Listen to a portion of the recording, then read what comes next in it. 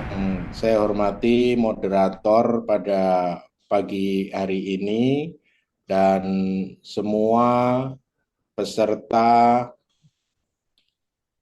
yang hadir pada pagi hari ini yang berbahagia. Alhamdulillahirabbil alamin, pada pagi hari ini kita bisa melaksanakan kegiatan yang diinisiasi oleh Emerald Publishing. Ini menjadi kegiatan akademik yang sangat mensupport untuk riset-riset kita di perguruan tinggi.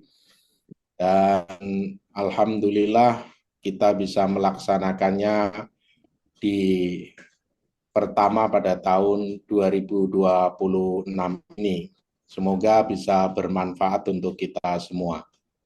Yang kedua, sholawat serta salam semoga tetap terlimpahkan pada baginda Rasulullah Shallallahu Alaihi Wasallam yang kita nantikan syafaatnya di yaumil akhir. Bapak Ibu semua, pada prinsipnya perpustakaan UIN Sunan Kalijaga Yogyakarta selalu ingin mengembangkan diri untuk mendukung pembelajaran di perguruan tinggi pada khususnya dan di masyarakat pada umumnya. Oleh karena itu, kami mengucapkan terima kasih yang sebanyak-banyaknya, khususnya kepada Emerald Publishing pada pagi hari ini, yang sudah berkenan untuk kerjasama meningkatkan kegiatan, khususnya untuk peningkatan riset kita. Dan kami atas nama perpustakaan mengucapkan mohon maaf jika ada hal-hal yang kurang berkenan dalam penyelenggaraan kegiatan pada pagi hari ini. Kegiatan ini adalah rangkaian nanti dari beberapa kegiatan lain yang akan kita laksanakan di tahun 2026.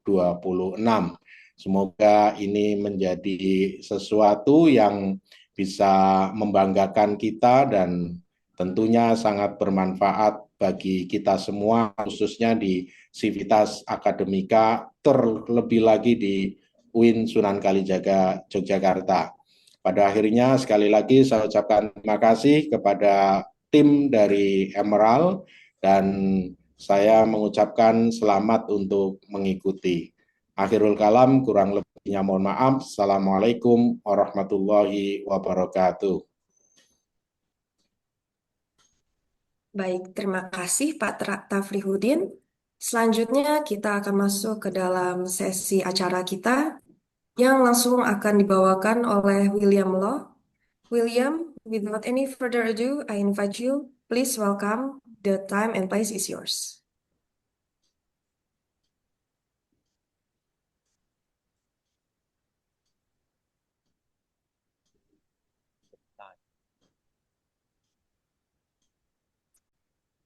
Are you able to hear me?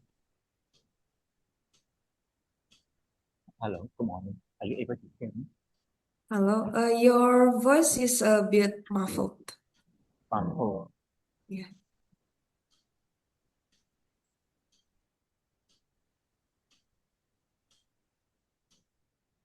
how about right now? Would you be better or right? A little bit better, yes. Sorry, hello. Yes, a little bit better, but not yet clear. What is that?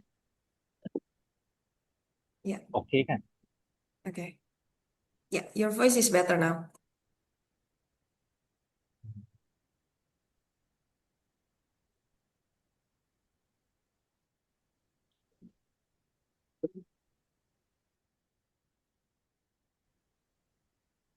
All right. I apologize. Would it be better right now? Sorry. Yes, it's good now. It's Thank you. better right now? Okay, all right. Yes, thank you. Very good morning to all. Some to all the participants today.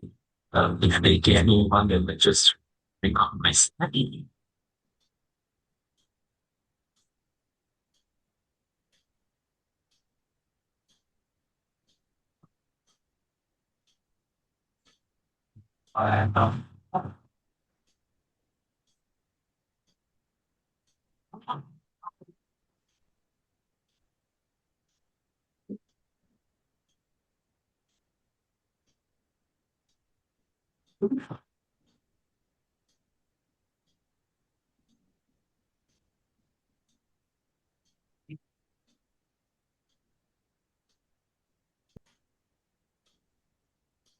Just a quick check. Will you be able to hear my voice?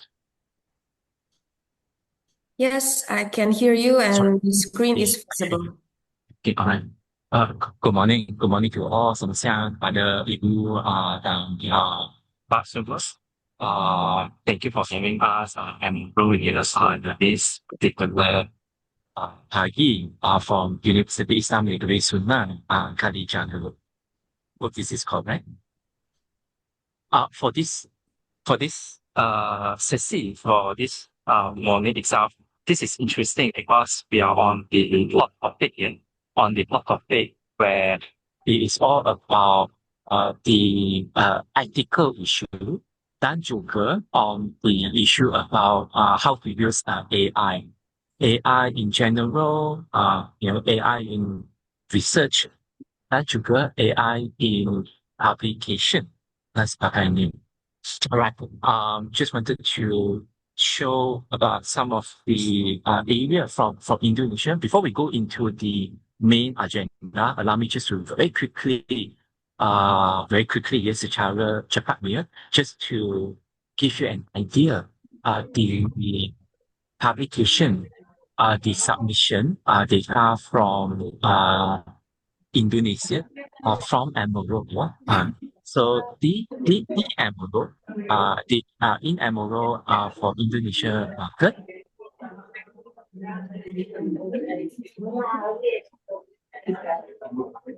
Excuse me, untuk host, apakah bisa di-mute? Untuk orang, ya, terima kasih. Yes. Terima kasih.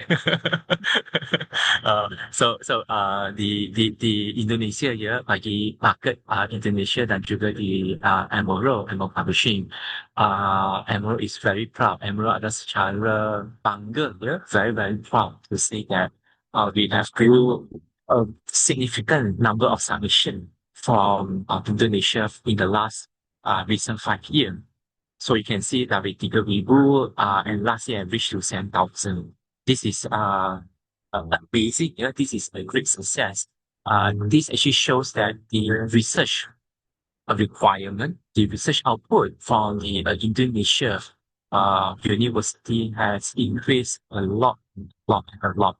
So in Emerald, because we only focus the social sciences here, jadi in Emerald we can see most of the submissee here adalah the subject area of accounting, finance, economy, business management and strategy, marketing, dan juga in HRM. And from here you can see, if you wanted to know which are the top submitted journal.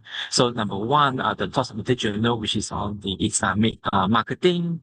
The top 2, Islamic accounting and business research. And the third one, which is the Islamic and Middle Eastern finance management. All of them are in Q1 here. You can see 19 out of the top 20 journal highly submitted in Indonesia Q1, and the second one was actually Q2. This basically proves the pressure, the requirement in Indonesia here. The other author researchers, they are ambitious and they are also pushed to publish in Q1 Scopus and also Q1, Q2 Web of Science. Before I move on to another slides, I also wanted to make another note. Kalau for the university, kalau for Pak and Ibu semua, if you are in the accounting or the business management subject area, here we would like to invite you all to be a reviewer, to be a reviewer in our journal.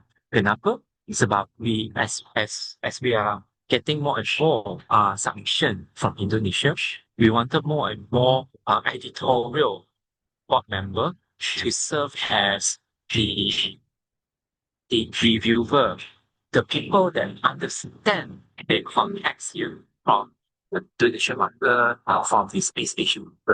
So and And this hopefully in the next 5 years, you can see more and more editor-in-chief or associate editor ataupun regional editor to come out from the Indonesia side. So if as I said, if there's a chance, please volunteer yourself to be the reviewer and also the editorial board member for Emerald Journal. This is just another slide just to give you an idea. Even though the submissive number is extremely high, tetapi the acceptance rate tu masih rendah sikit ya. It's only about 26%. Only about 26% compared in 2025 data. Tidak tinggi sangat lah. So there's a lot of work needed to be done together. You can count on us, Emerald Publishing. We hope to be a partner with your research center, with your faculty, with your library here, in manner we can hope to increase the quality of research, the quality of your manuscript writing, how to find the appropriate journal yang sesuai, and also how to survive the peer review process and sebagainya. These are all important steps, tetapi it takes a long time. It needs a partnership together. So we hope together, Emerald, iGroup, and also university, together we can be in this particular journey. Yeah? So before I move on, I also wanted to shout out in the coming August, Emerald, we always support our customer. We also support our certain selective and certain conference where we would participate along. So one of these conference, contohnya, which is called the Finance, Economic, Business and Sustainability Conference, which is hosted by the University Malaysia Sarawak di bulan 8 nanti, August nanti. So, and we were proud to invite 2 keynote speakers. One of them, which is Professor Ewan Trinu Woro here from the 11 Maret, be one of the keynote speaker for the conference. In this particular conference, you can see Emerald logo is here, where we would align, we will invite our journal to support the conference. We will also give a special award to the conference best papers kali juga. Now, if any one of you are interested to join this conference, feel free to reach out to the conference committee. I will be there. I hope to see you all there. But if you are not able to go to Kuching, which is a Borneo island, you may also would like to consider to come over to Kuala Lumpur, di mana me and our fellow of editor here, Professor Hairan, which is our editor-in-chief for young consumer, for responsible tourism management journal, and also his fellow editorial board member, where we host the summit, where we would welcome PhD student to come over, where we will provide a platform for the PhD student, for the early career researcher to experience viva presentation, the thesis presentation, to get feedback, to get comment, how to improve your current manuscript, your current research, your methodology, dan sebagainya. So these are some of the things Emerald we are doing. Small little thing that we are partnering with, supporting, where we hope together to increase more submission, more acceptance in the Emerald journal. So without further ado, I'm going to play a video. This is a very interesting video, di mana the video is an interview video where William asked our ethical manager, our ethics manager, on how Emerald play a role in managing the ethical aspect in publishing. if I may, I would like to get a check. Are you able to hear the voice behind? Dapat dengar ke tidak? Yes, we can hear it. Well, very good, very good. Thank you so much. So now, I've invited Dr. Hannah Smith. Dr. Hannah Smith is our research integrity manager in the UK office. There are 3 questions, which I will repeat the questions. At the end of it, kalau boleh, I hope Bapak-bapak Ibu semua can answer some of my question. Yeah, answer some of my question. So the first question.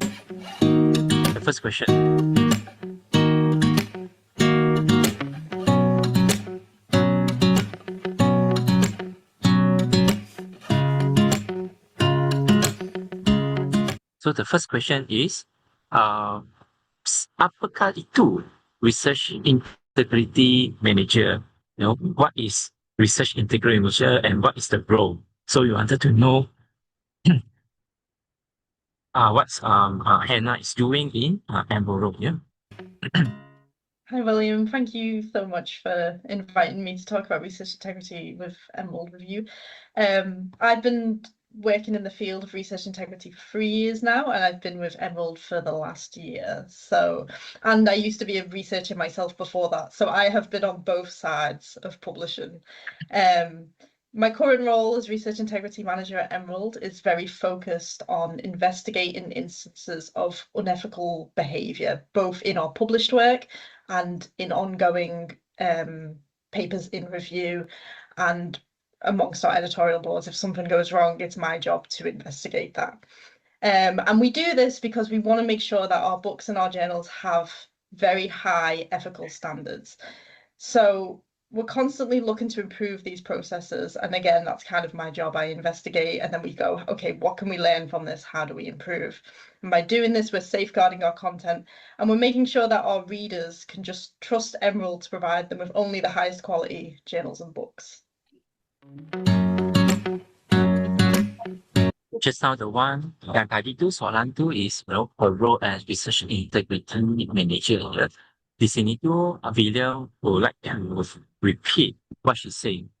As a research integrity manager, kerja dia, tugasan dia, her task is to do investigation. Now, what investigation that you may want to ask? Yeah? What is an investigation? Apa siasatan lah? What is actually to investigate? To actually investigate issue, complaint, incidents that related to ethical practices, related to retraction, and related to the processes here, the best practices are included into it. So that is her particular role. The second question is, di mana how Emerald uphold here our higher standard. What system are we using? So if you want to ask William, does Emerald guna any system to check AI ke tak? So this is a common question. She will answer this question here, this next. So at Emerald, we're really committed to being at the cutting edge of new research integrity developments. It's a very constantly changing field. So with that in mind, we're investing in new technologies that give us better tools to tackle common research integrity issues. For example, at the moment, we're very heavily involved with testing new products that can screen papers at submission for integrity issues before they even hit peer review properly. The goal here is to catch potentially problematic articles before they hit peer review so we can assist our editors in making decisions and handling their difficult workload. But we can also work with our authors to make sure that they understand what needs to be improved, or if it is a case of just severe misconduct, that our editors feel confident in rejecting that article. So hand in hand with this, we're always working with our editors, our authors, our reviewers to focus on training them in research integrity issues so that they're very prepared for the peer review process.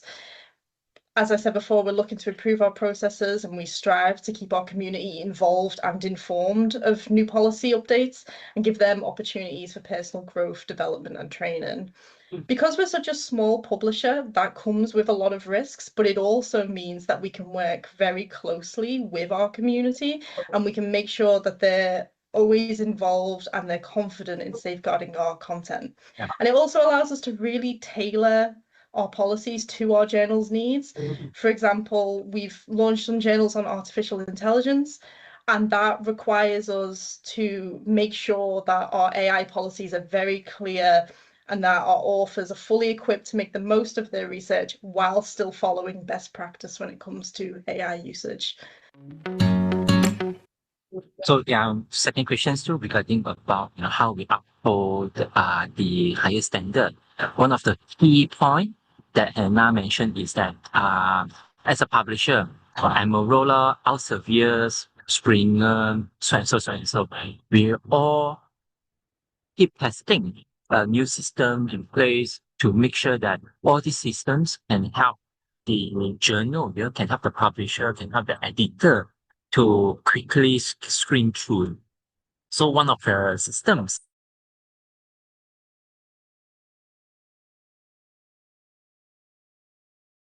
related to what we're going to discuss after this. Kalau ada masa tu, I would like to discuss with Ibu Papa semua tu on how you use AI in your manuscript writing. This is the last question that I asked her regarding about retraction and juga what is her advice, what is her advice to take note on.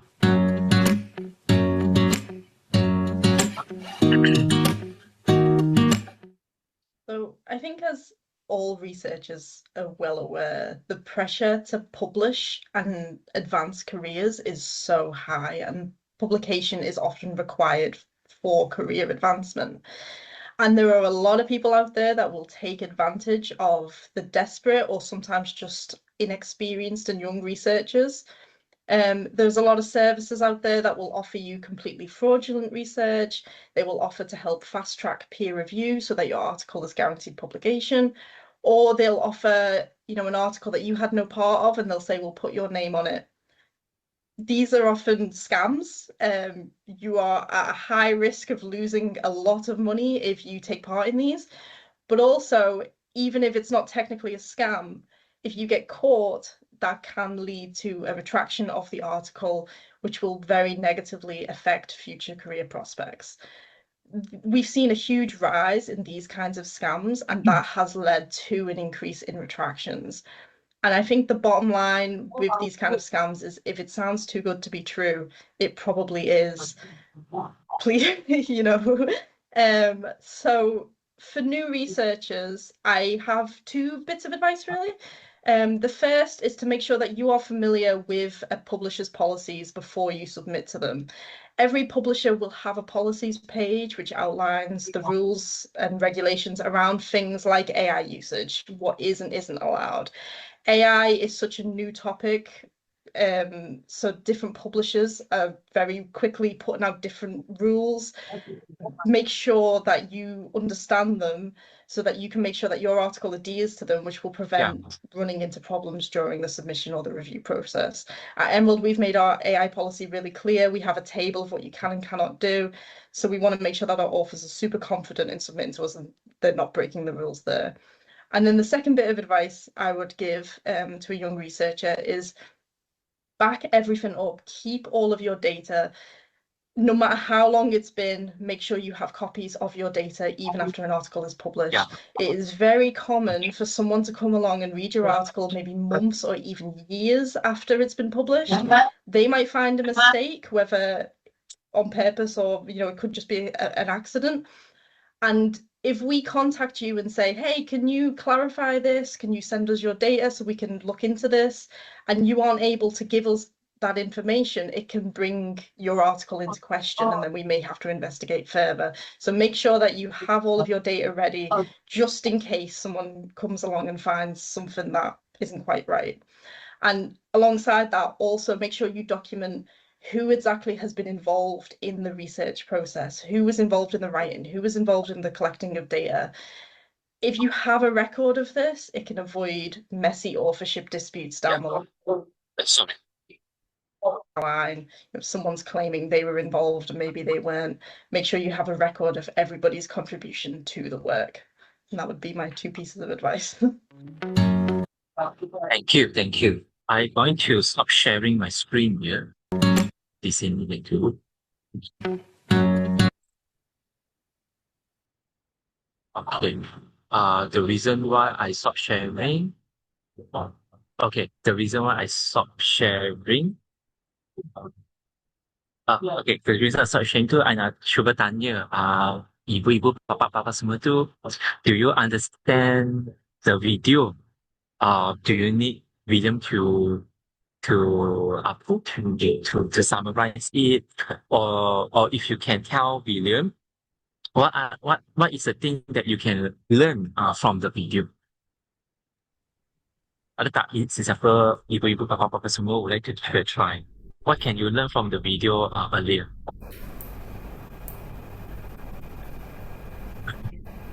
Apakah ada Bapak dan Ibu yang ingin bertanya? Dipersilakan. Ataupun I just ask a simple question here. Bapa-bapa ibu semua tu at the end of the video, Hannah Smith ada give two advice. Ada bagilah dua advice. Apakah advice tersebut? What is the advice that she shared just now?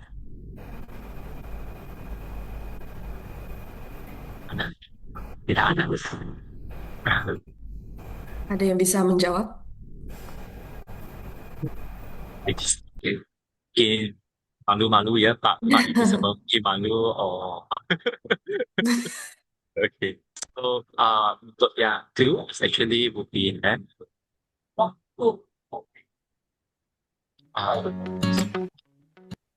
yeah. So one of the two advice yang Hannah shared, which is very important to take note. Of course, to follow the ethical guideline, to follow the journal aim and scope, the journal, the publishing, author guidelines dan sebagainya. Yeah? Tapi these are the two that you need to take a note about. There are so many publisher out there, terutamanya open access publisher. Open access publisher, di mana they will ask you to submit, and then they will say your research is the best, your research can be published as soon as possible. You just need to pay lah. You just need to pay $100, $500 dah boleh publish dah. So all these things are scam, yeah. Have to be careful. Sebab if it's too good to be true, it probably is. It probably is. Kalau dia memang too good to be true lah, then that's probably it. Sebab there's no free lunch in the world, yeah. So all these things has to be careful. Sebab not only it will impact your paper or retraction later, tapi it will also follow your CV. Yeah? You follow your profile, you follow your CV. Kalau ibu or bapa semua wants to go to another university later ataupun untuk promosi later, unfortunately this will impact your future career. Another one thing tu ialah backup your data. This is very true. This is happening. Maybe you tak perasan sangat. You may not notice that, but in even in Malaysia, I've encountered this at least twice. Dah dua kali dah William encountered this. Just as simple as we say, hey, can you provide us your raw data? Provide your raw data for us to have a check, to investigate the formula or the table and the figure. Where does your findings come about? Sometimes author just cannot provide the data, or author provided the data, but the data has a dispute, yeah, ataupun has a lot of mistakes, which is not answerable. So all these things just going to impact the process, and it may further it may further retract lah. Tahu tak apa tu retract? I learned from Indonesia juga, tarik balik. Ditarik balik. So your paper dah publish, already terbit, tapi ditarik balik. So just because of data issue, So back up the data, as long as you can, save your data. Some may say, how long? 2 year, 3 year, 5 year, 10 year. My formal answer is that follow your university guideline. If your university has a rule to say there is a time limit for you to save the data, then follow the guideline. Tapi kalau your university does not have the guideline to say 7 years, 10 years, tak ada guideline tu, then as a personal, from publisher side, I'll ask you to save your data as long as you can, in a thumb drive, in the external hard disk, in the cloud. It's not difficult lah to do. It's really not difficult. Tapi you may find that this issue is very common. So that is basically the summary of that particular video. Hope that gives you some idea here about what is needed, what is the ethical practices and how publisher work here to investigate. Now, when we talk about research and publication ethic, so di sini tu we have this particular summary where we would like our researcher, we would like our young researchers to uphold. First and foremost, we absolutely agreed and believe that all research has to be conducted in the higher standard, dari segi testing. So it has to be rigorously tested. It has to follow the appropriate and correct method. Doesn't be complicated. It can be a simple method, tapi kena betul, the method has to be correct. And then the data and also the integrity, the data authenticity, and also the integrity part has to follow here. You may find that this is a common sense, correct.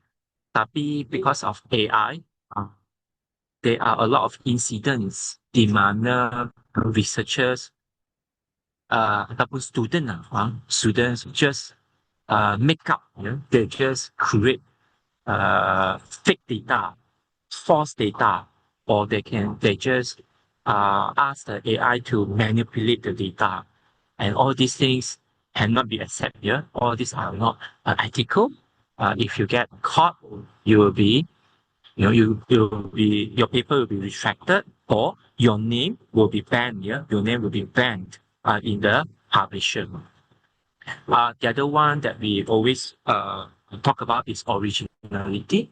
Your work must be original here. It must be your work, not other people's work. Kita tidak curi here. Do not steal. We do not copy. We do not plagiarize other people's work. It must be your own, and it must be original. And the rest are very quite common sense. I just want to highlight these 3 points. Those 3 points, which is the most important one. Number third tu ialah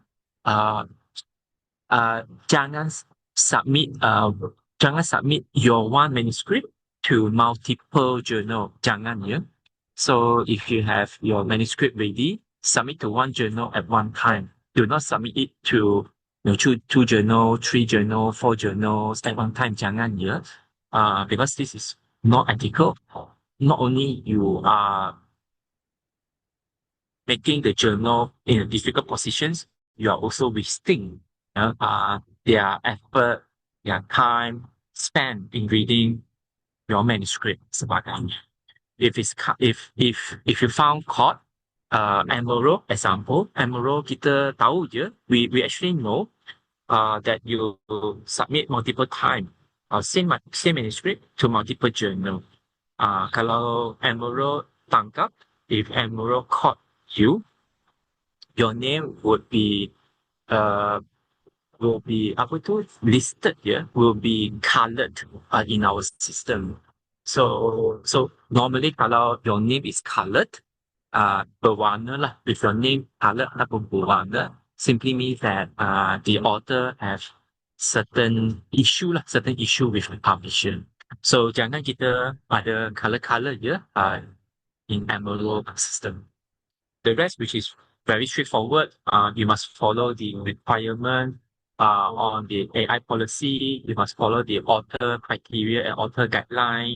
You must use the appropriate citation or reference format. Kalau Emerald is using Harvard referencing. If you're using APA, then you need to know APA and Harvard, apa difference dia. So you have to be the correct format for citation and reference.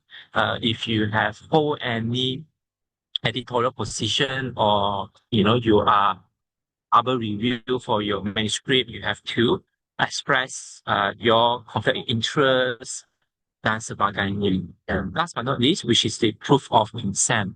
Proof of consent is not a new thing. Dia bukan benda yang baru, tetapi dia dah berubah.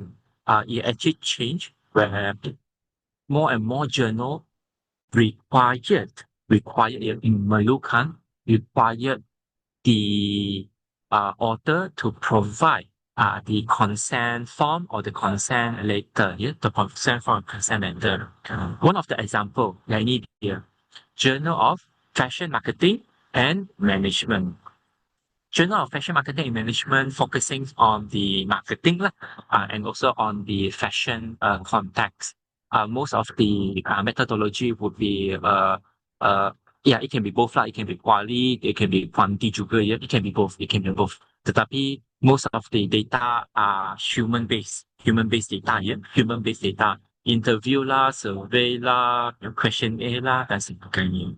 So over here, if you see on the author guideline from this journal, di bawah tu, I want you to read here. It says, if your article involves human participants, you must ensure that you have considered whether you require ethical approval from your university for your research. Do you have the ethical approval here from your Center of Excellence ataupun your research center of the university, and also the consent form. In Emerald, we required the approval from your university, and in some cases we also required your consent form from the from your data itself. So this is not new thing, cuma dia ditekan it actually been prioritized nowadays because of the change of behavior from AI itself. So now we go into the interesting part about AI. AI have changed our not only publishing. AI changes every landscape from the education to government to corporate to to adult to children and even to the war, to the conflict lah. The Middle Eastern conflict ataupun the Iran as war, changes a lot dan sebagainya. In specific publishing is specific here. Student, you and me, author, we use ChatGPT ataupun Gemini ataupun dan sebagainya to check our research topic. Some may even use it to do hypotheses or hypothetical questions. Some may even use it to ask what are the appropriate methods. And even some are using the AI to come up with the analysis, the finding analysis and stuff like that. So many people doing so many things. Soalan dia ialah, which one is considered ethical, which is not, which is considered ethical, which is not. So this is where we are today.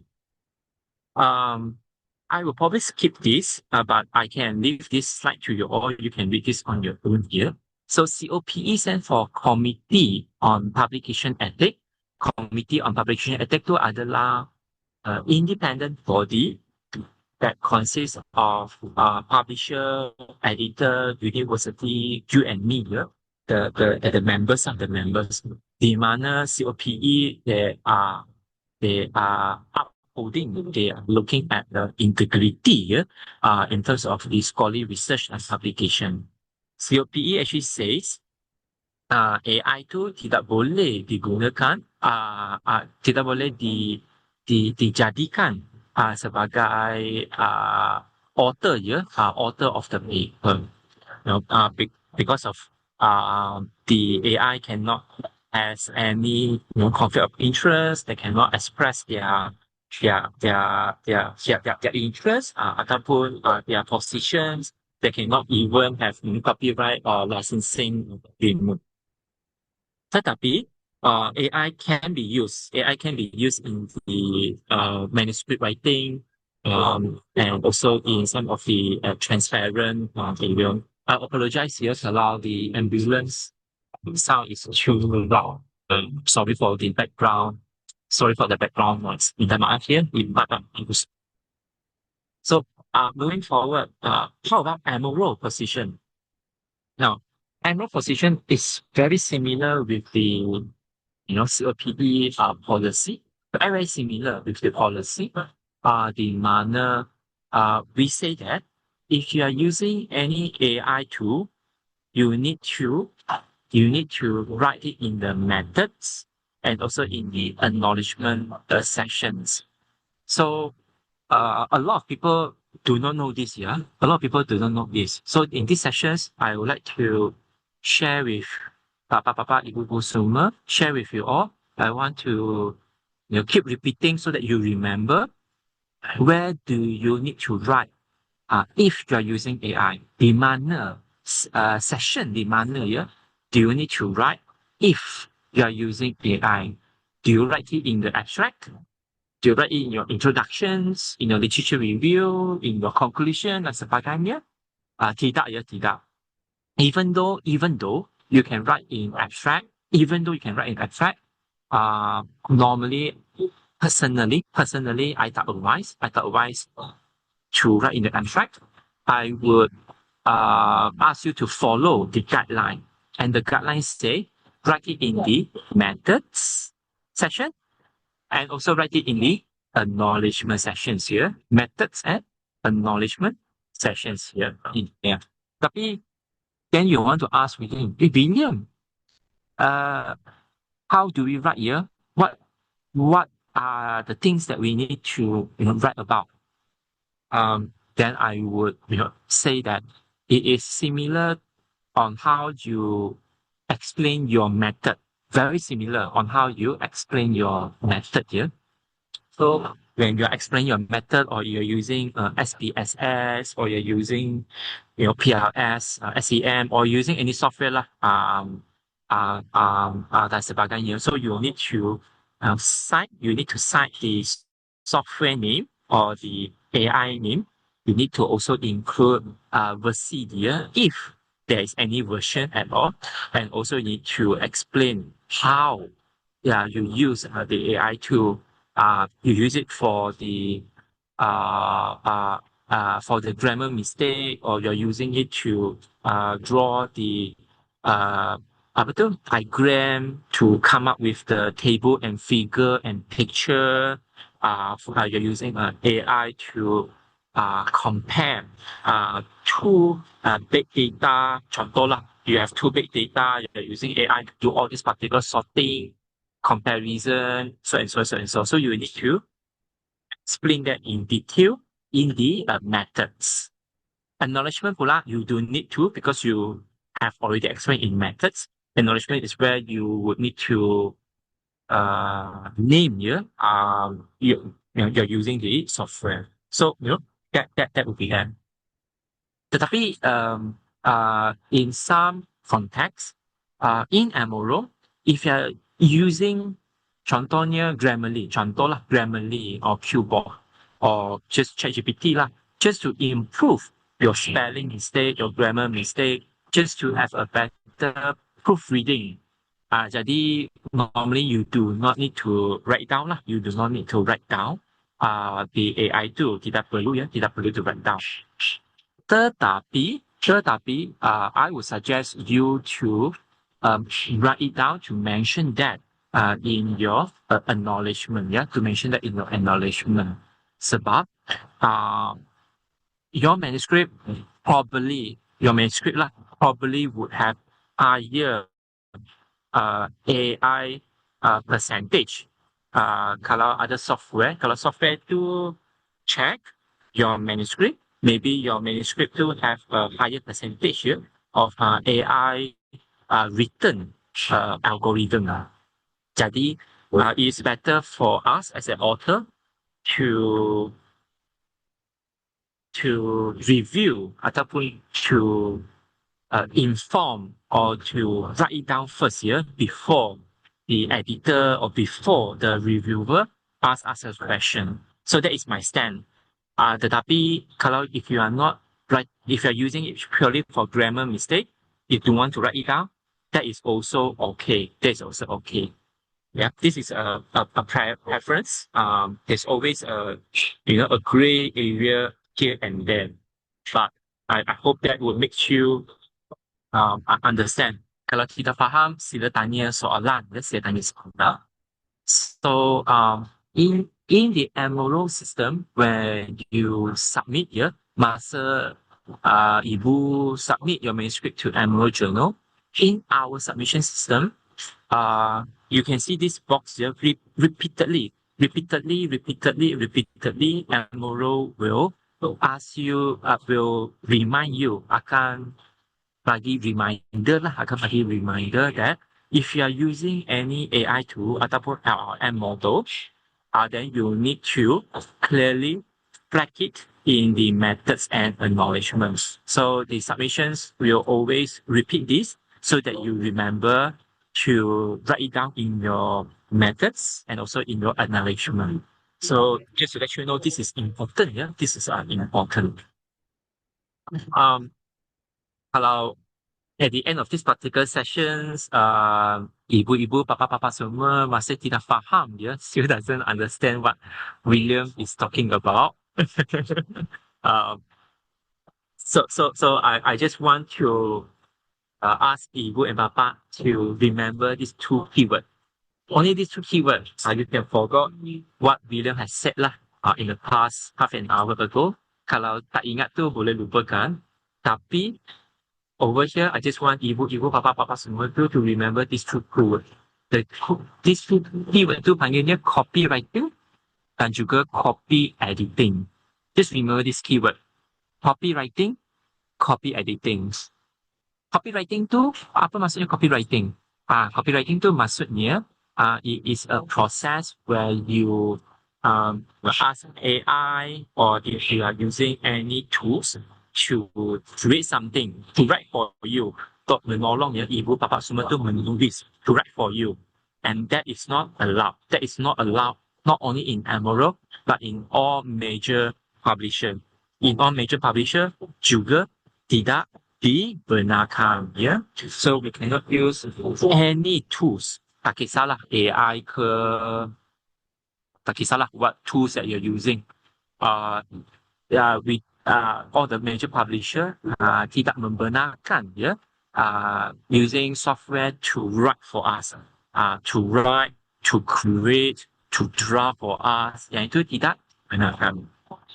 Akan tetapi, but we can use the AI tool or we can use software to improve our existing work. Now over here, the keyword here is that if we can use copy editing to edit our own original existing work here, own original existing work too. If you have your existing work, you want to improve structure, the clarity of the language and the grammar, yang itu dibenarkan. That is actually allowed, but it must be on your own original existing work. It cannot be created. Cannot be created. So this is a thing that I keep repeating sebab I takut ibu-ibu papa semua tu tidak faham di sini tu. AI tu, what is ethical practice? Ethical practice simply means that we cannot ask anybody or anything or any software to write for us. Tidak boleh We cannot get anybody to write for us ataupun any software to write for us. Tidak boleh. But we can use software or AI to improve our work, to make our work to increase, the quality, the structure, the proofreading, yang itu boleh. Okay, tapi it must be on the existing work, yeah. It must be on the existing work. So simple as that. Kalau harap faham, yeah. I think I have explained a lot. So these are some of the example. In Emerald, kenapa we allow the use of AI? Sometimes, sometimes ada juga orang, ada juga yang tanya William. Sometimes some people also ask William, why publisher allow to use AI? Then I say that now we are in the technology era. Yeah, now we are in the AI era. We cannot run away from AI. But instead of limiting or instead of avoiding AI, we should look at how to make use of the AI. How can we be ethical about it and find the to use it responsibly. Yeah. So this is our Emerald principle. Yeah, our Emerald principle is we need to be responsible. We need to be accountable in terms of the AI. And as I earlier explained, copywriting tidak dibenarkan. Yeah, copywriting is not permitted. You may ask me, why? Kenapa kita tak boleh nak guna? A lot of reasons. Number one, it is not your work. Number two, it can be falsely manipulated. It can be falsely generated here.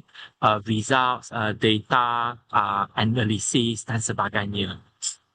If you're using ChatGPT ataupun Gemini, you perasan not all answers are correct.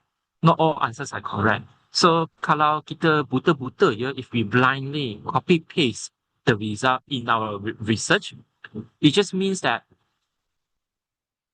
being a researcher, we do not even do our responsibility. We do not do our job properly or correctly. Yeah, so we should not do that. Yeah, we shouldn't. But a lot of times, as we say, copy editing tu dibenarkan. Copy editing tu dibenarkan cuma on the existing material,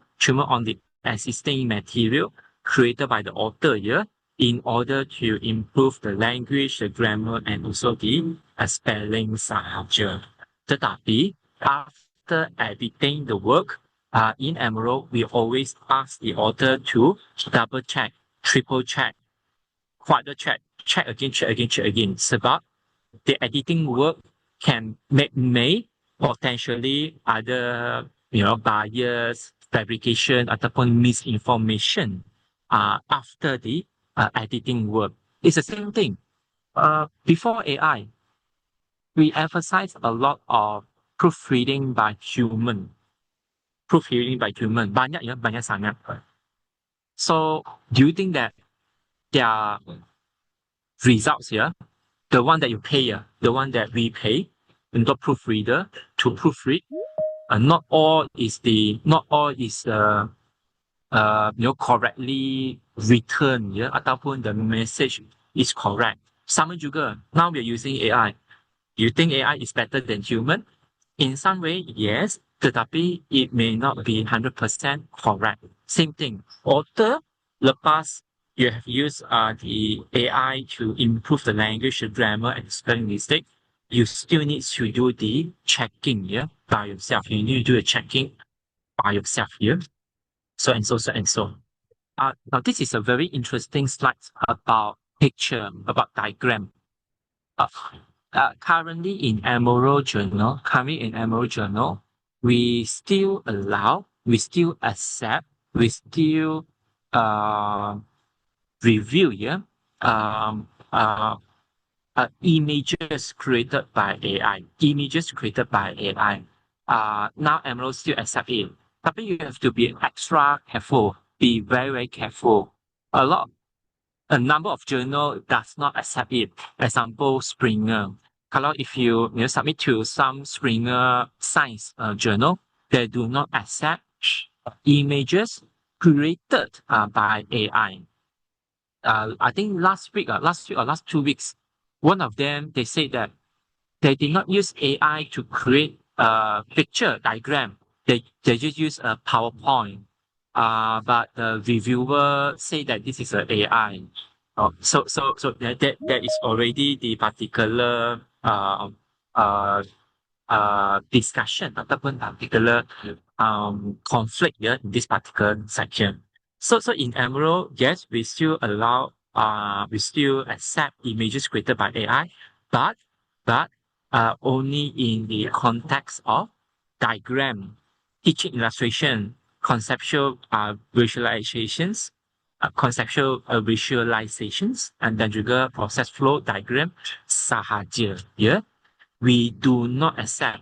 A lot of publisher, a lot of journal does not accept artistic rendering, cover art, design images, graphical abstract. Semua ni adalah tidak dibenarkan. Not only in Emerald, in all major publication juga tidak terima. Ya, artistic rendering. Tahu tak artistic rendering? Do you know what is artistic rendering? Tahu ke? I think it's difficult lah to ask question via Zoom. Artistic rendering ialah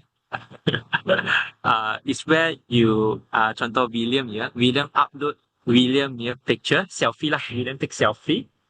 After William take selfie, William upload my picture to ChatGPT. Nanti I ask ChatGPT to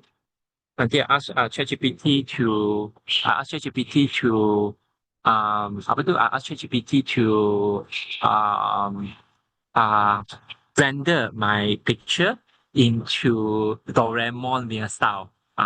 Sometimes you see kan, William punya gambar tapi di Doraemon punya picture. So that is called rendering. That is called rendering. Dan itu tidak dibenarkan dia. It's not allowed. So you have to be extra careful. Read the journal aim and scope. Read the guideline. Publishers. Tahu ya, see which one is actually allowed, which one is actually not allowed. Yeah. So and if you still does not understand, kalau ibu apa-apa semua masih tidak faham, ya, if you still doesn't understand what William talk about, it's okay. I think maybe William did not do a good job lah in explaining. Ibu bapa semua tu can go to this link kat bawah ni. This particular link where you can find our research and public ethics guideline. Di sini tu dalam tu dia juga ada a table. There's also a table where it will show to you what is allowed, what is not allowed. Ya, sebagai contoh, creating an abstract. Creating abstract tidak dibenarkan. Tapi to edit your abstract, to improve the clarity of the language and grammar, dibenarkan. To create hypothesis, tidak dibenarkan. To create introduction, tidak dibenarkan. Okay, very simple usage table for you to refer. The table is very long, so there's a first page and this is a second page. But all in all, the principle tu adalah sama, ya. The principle is the same. Copy edit, copy writing. Copywriting tidak dibenarkan. Copy edit on existing work dibenarkan, ya, dibenarkan. If in earlier sessions I did talk about inviting ibu bapa semua to be reviewer kan. Same thing for our editors, for our journal editor dan juga our peer reviewer, kita in Emerald, kita juga tidak membenarkan, ya. We also do not allow our editor, our peer reviewer to use any AI tool. We also doesn't allow them to use any AI tool. I think it's fair lah. Yang itu memang secara jujur ataupun secara, it's a fair thing, ya. Since we doesn't allow the author to use it, we should not allow the reviewer, the editorial board member to use it as well. Use it for improved language, yes, but not for the analysis, not for the review comments, and so and so. So that is just some of a guideline about the peer review, where we does not allow them to use or to upload the manuscript to be reviewed in the AI tool. So I think all in all, that would be that. We're coming to the last end, where I like to talk about retraction. Retraction, as William mentioned earlier, retractions, another one word tu dipanggil tarik balik ya. Ditarik balik. Your paper ditarik balik by the journal, by the publisher. What is the implication? Dia bukan sekadar ditarik balik sahaja ya. It is not just as simple as, oh, your paper is no longer published. No. It will actually impact your ORCID ID. It will also impact your scopus here, your H index, dan sebagainya. And also your profile, your promotion. If you wanted to apply to another university for a job, or if you wanted to apply for full professor dan sebagainya, all these things take into consideration, at least in Malaysia lah. In Malaysia, all these things take into consideration. Dan juga in Emerald, once you have a paper retracted here, the Emerald, once you have paper retracted in the Emerald,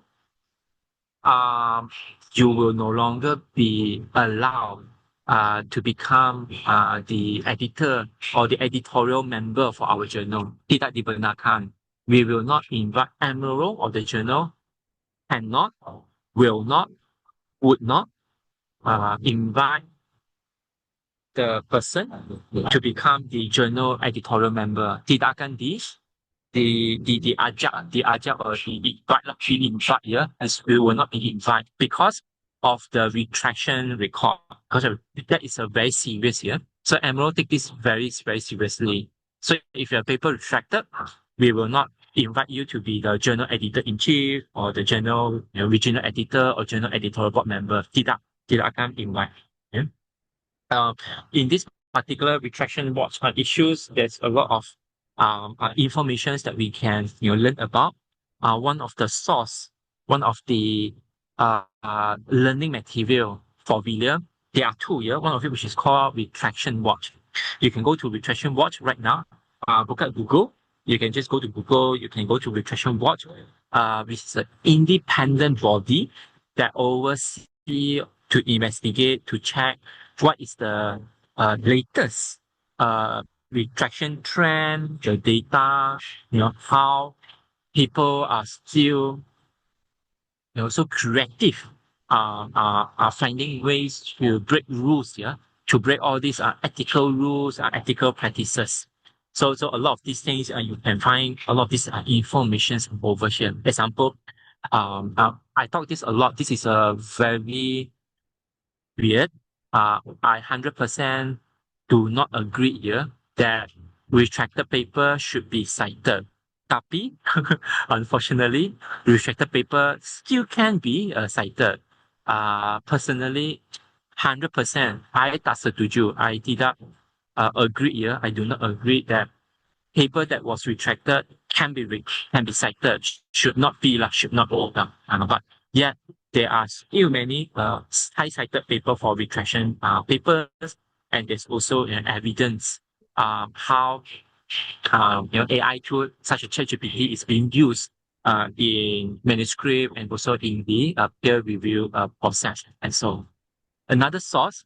This is my kitab lah. This is my kitab, my newspaper, like my newsletter, yeah, my kitab, medium kitab, yeah, my newspaper, my newsletter. So this is very good. I would strongly, if you're a PhD student, strongly advise you to subscribe. They're free. Tidak perlu dibayar, gratis, yeah, gratis. Subscribe to the newsletter. You can learn a lot of information from here. It talks about the publishing practices. It talks about the AI, robotic policy. It talks about a lot of issues on the scholarly publishing, publishing, which is extremely good. So I think last but not least, if you have the access to Emerald database, I hope you have, one of the article that I would like to invite you all to read, which is here, called the Ethical Research. This is a published editor note. Dia bukan research paper, yeah. It's not a research paper. It's an editor note, where you can search in Emerald database. In Emerald database, it is called editorial, a roadmap to ethical research. Memang baik sekali. In this particular paper, there are 7 hypothetical scenario. Example, scenario number 5 is talking about AI. Yeah, James is considering using ChatGPT to draft the literature review.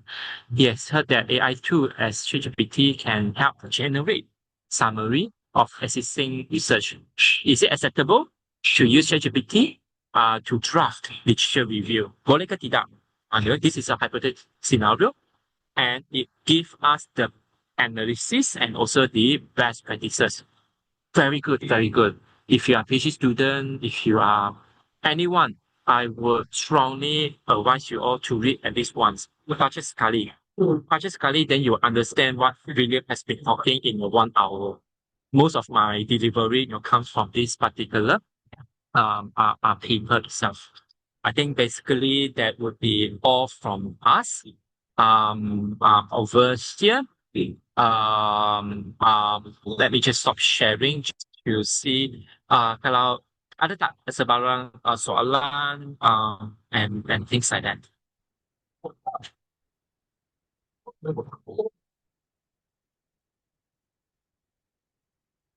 Is there any questions from the... Oh, there's one questions on the chat. If you don't mind, I can read out the questions. Can? Yes, you can read in the chat box first. Yeah. Okay. Yes. From Ferdy here. Hello, I'm a student who never published a paper before. Earlier you mentioned that if something seems too good to be true, it probably is. That made me curious. If I come across a journal that claims that offer free publication while claiming to be index scopus or have a strong reputation, should I be cautious? Is there a risk that journals could be predatory or misuse submitted data? As a student, publication fees can be quite expensive. So I really appreciate your insight on how safe and reliable. I also may ask the presentation will be shared with participants. Okay. Yes, the presentation slide, PowerPoint, PPT from this webinar will be shared with participants here. The answer is yes. Then if I go to your first question, too good to be true. Come across to journal, offer free publication, claiming to be index in scopus. Should I be cautious? The answer is 100% yes. 100% yes. You need to ask yourself, if it's free, scopus, then why they are asking you to, publish and so. So, but not all. How should I say that? Yeah. Most of the predatory journals or publishers, they would ask for publication fees. They would charge a certain number of amount. It could be $100, it could be $500, it could be an APC of $2,000. Yeah. So you can into it. Tapi in Emerald example, taking Emerald as an example, you do not need to pay to publish in Emerald. That's number one. Number two, Emerald scopus, 85% of our journal is in Q1 and Q2 scopus. 85% Q1 and Q2 scopus. So what is the things that I need to be cautious about? What's the thing I need to be cautious about? The thing with Emerald is the acceptance rate is very, very low. Very, very low. Our acceptance rate is probably about what? 8%, 10%, 15%. Sangat rendah. Means that if I have 1,000 submissions, probably only 8 1,000 submissions, my mathematics suddenly become stupid already. The acceptance rate is sangat low. So a lot of people do not want to wait. They're willing to pay. So your question is that, do you need to be cautious? Yes, always go with the reputable journal. Always go with the journal that you know. Do not go with the journal that you do not know or publisher you do not know. Because the next day ataupun the next year, the journal will be delisted. Akan hilang punya. The journal suddenly akan hilang. You don't know where the journal go. Ataupun the journal has been sell lah, has been sold off to another company or so. It's happens every day. Happens every day. So you go with Elsevier, go with Springer, go with Emerald, go with Wiley, Taylor and Francis, go with Sage, go with all these particular publisher here, where most of us we do not charge publication fee. APC is optional. APC is optional. Some Elseviers they will charge APC mandatory. So if it's mandatory, then you just move on lah. Sebab we don't have the money, ma. I also don't have the money. We don't have the money to pay. Then we just move on to journals like in Emerald, in Springer, where they are all free to publish. Tetapi the problem is that the process is very, very rigorous. You may not survive lah. You may not survive the particular process. I hope I answer you in that. Can I get the PPT file from Mr. William Law? Can. Saya pernah submit pada salah satu journal, sudah sesuai ketentuan dari jurnal tersebut. Masuk scope, namun ditolak kerana tema tidak sesuai. Yes, this is absolutely correct. For these particular questions, tema tidak sesuai ya. Tema tidak sesuai itu bermaksud the particular okay, when you think your research question hypothesis here is aligning with the journal, that is actually what you think lah. That is actually the pemikiran, author. We think that it should align into it. But aligning scope is just the basic lah. Cuma basic sahaja. Journal aligning scope is just a basic. They also want to know what is the contribution of your research knowledge here? Is it is it what is the terminology? Is it knowledge contributions? Is it called the knowledge gap contributions? Is it theoretical contribution? Sorry, is it a theoretical contributions? Or is it a practical contribution? So, tema tidak sesuai, it is a very generic rejection that used by all the journal. Sebab they don't have the time, the editor don't have the time to write all the answers, all the reasons to you. But normally when I see that, to me, most of the time, the reason is actually because your contribution is not novelty enough. Your contribution is not important enough for the journal to pick up. Yes, it's inside the scope, tetapi it is nothing special. Your submission is inside the scope, but it is the same as the other 1,000 papers submitted. Nothing special about your submission. Yes, it's inside the scope, but it will be the same as the other 1,000 paper that I also rejected.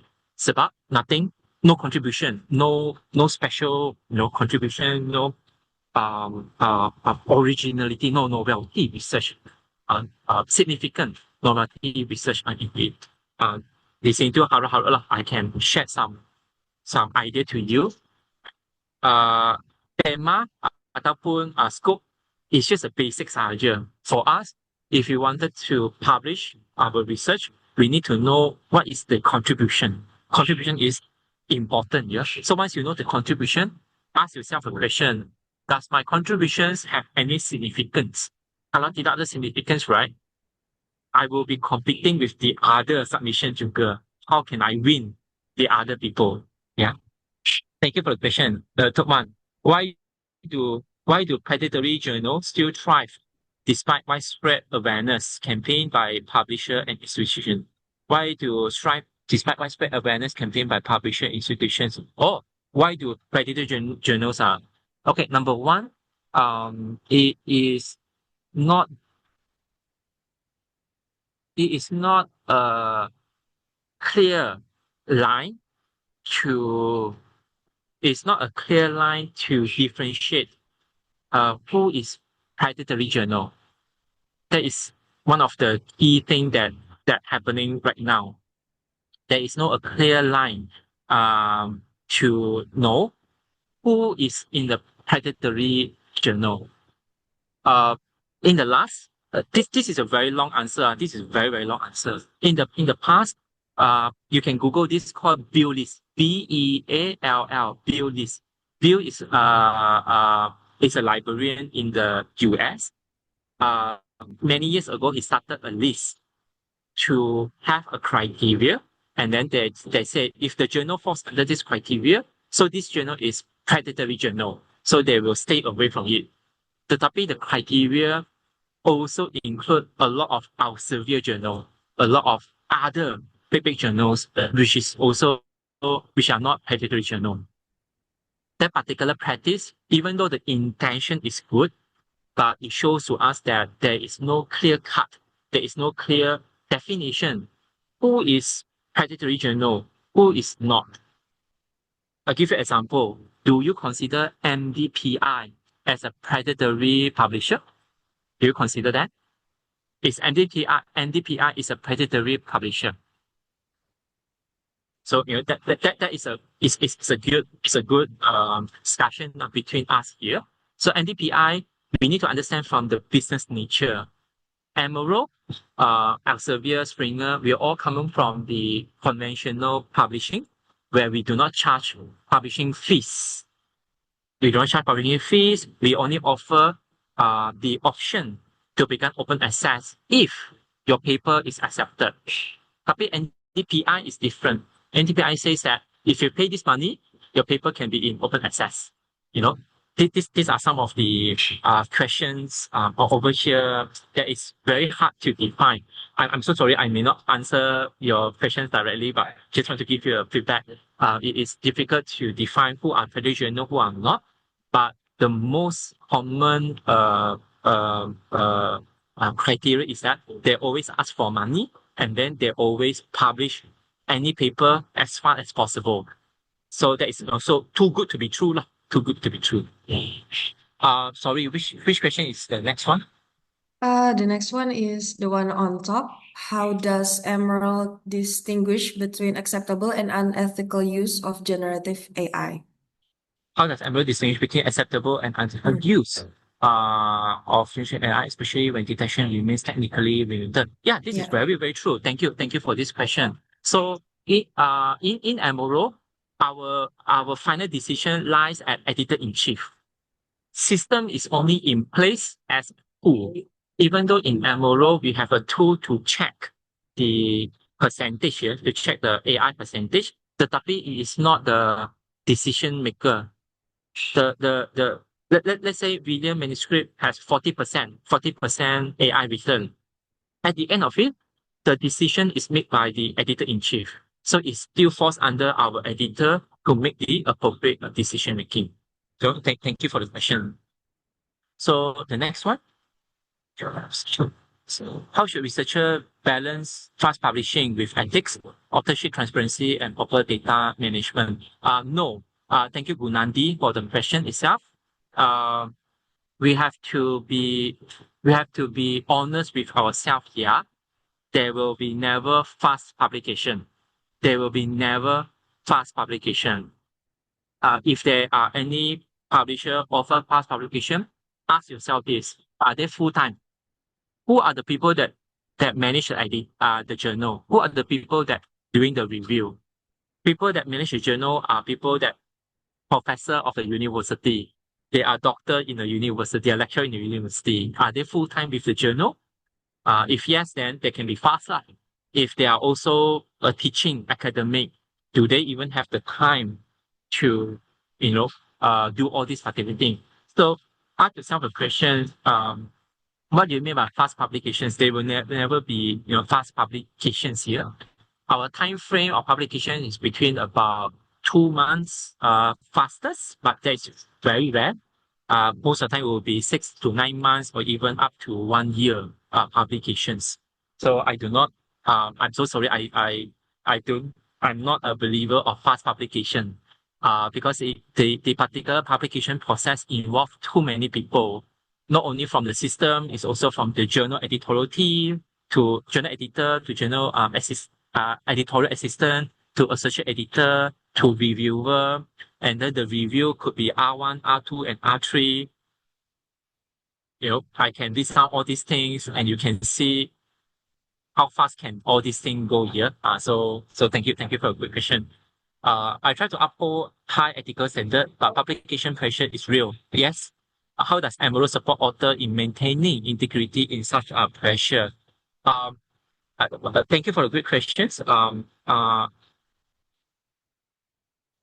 Emerald, we provide guidelines, supports. We do section like this to share our guidelines, to share our experience, to share what can be used, what is correct, and what can't be used, what is incorrect, so that author like you, academic like you, student like you can take note, can learn from each other. We can even discuss. We can even discuss. We can host a workshop together. I hope that these short sessions, online sessions, is a great example of how Emerald supporting authors, to be better in your publication. While integrity is a choice.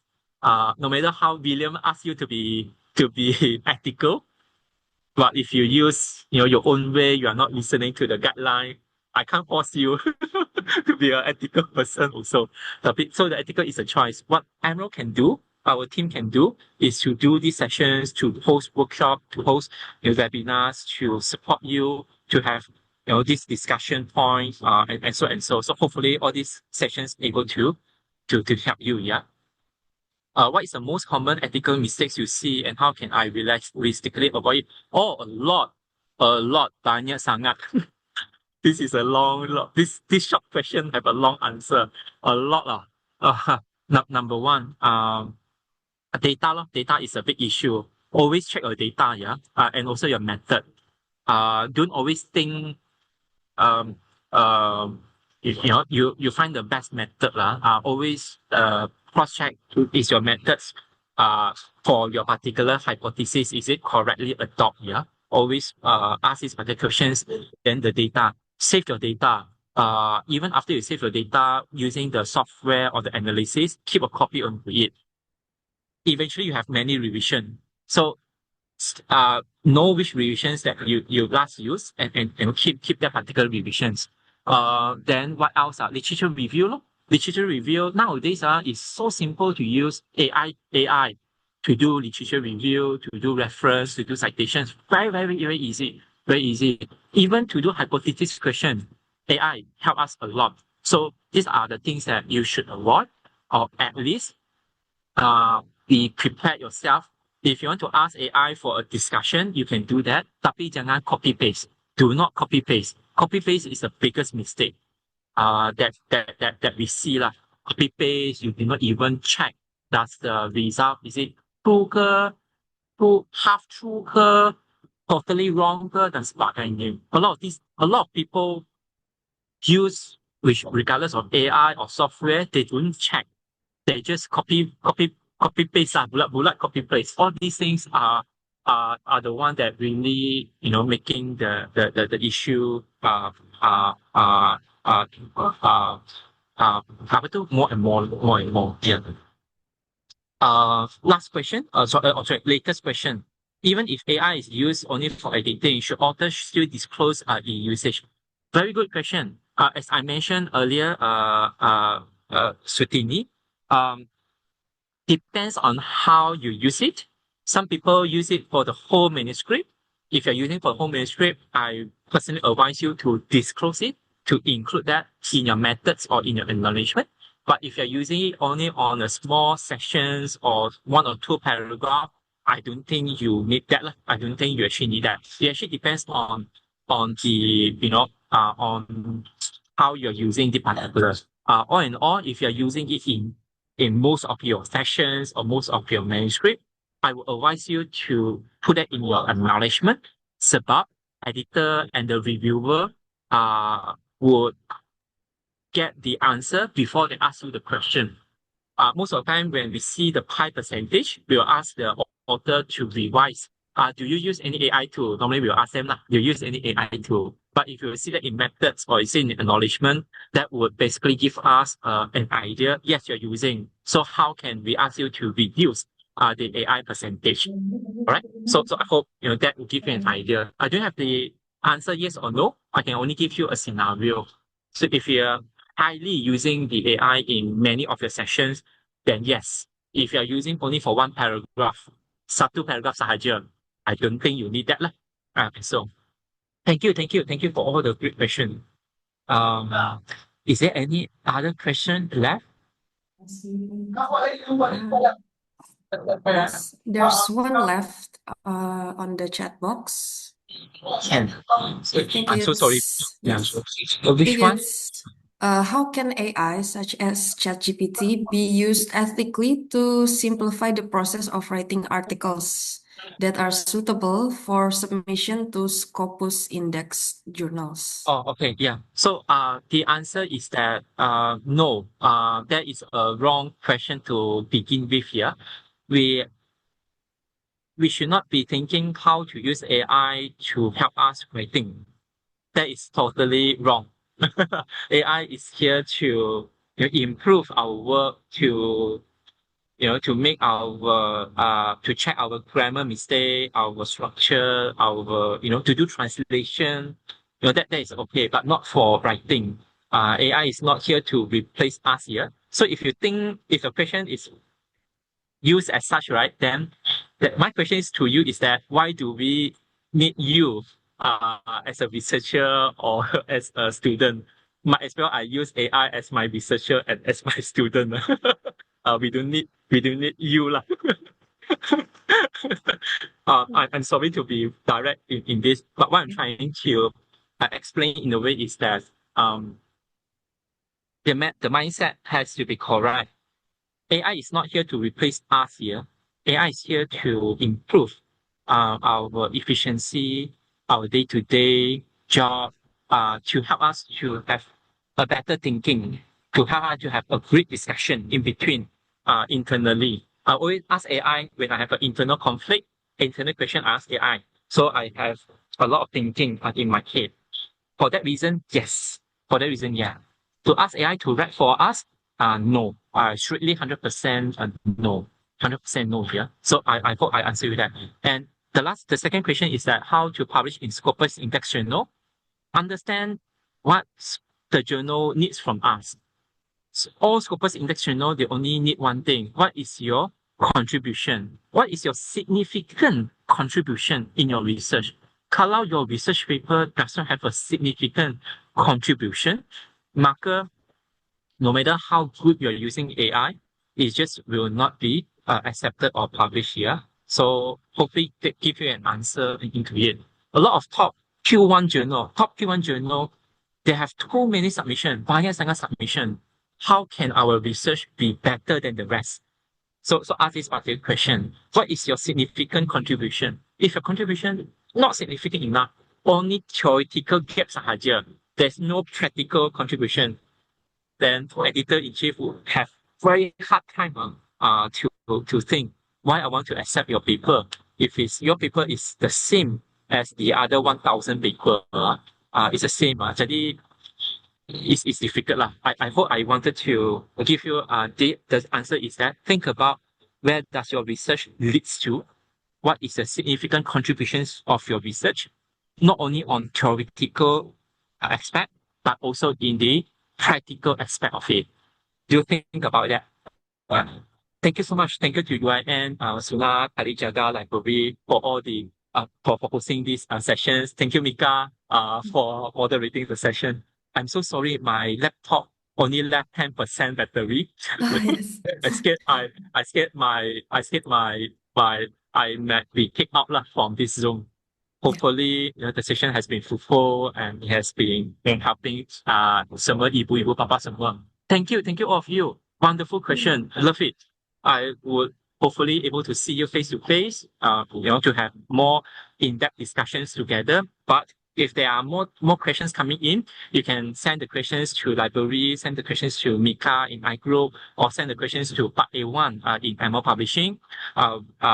You can email to us. I hope to reply, your questions that if needed. Thank you so much. Thank you. Thank you so much, William. Thank you for your explanation and presentation for today. Thank you. It is very informative and helpful. Thank you. Thank you. Alright. Thank you. Ya, sekian Bapak dan Ibu. Mungkin dari Perpustakaan UIN Sunan Kalijaga ada yang ingin menambahkan kembali? Ya. Apabila sudah, terima kasih untuk teman-teman dan Bapak Ibu yang sudah mengikuti dan mengajukan pertanyaan. Semoga acara pada hari ini dapat memberikan manfaat bagi Bapak dan Ibu. Selanjutnya saya kembalikan kepada Perpustakaan UIN Sunan Kalijaga.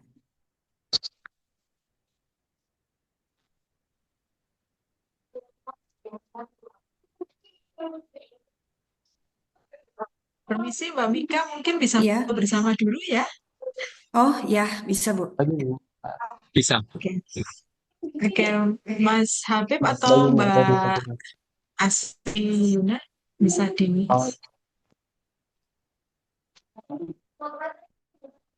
Oke, baik, kita mulai dari slide 1 ya. 1, 2, 3. Oke, slide selanjutnya. 1, 2, 3. Oke, terima kasih banyak. Oke, terima kasih Mbak Mika, Pak William, dan Pak Iwan. Sampai ketemu di acara selanjutnya. Terima kasih. Terima kasih Bu. Terima kasih Bu Astuti. Thank you for having us. Yeah. Thank you.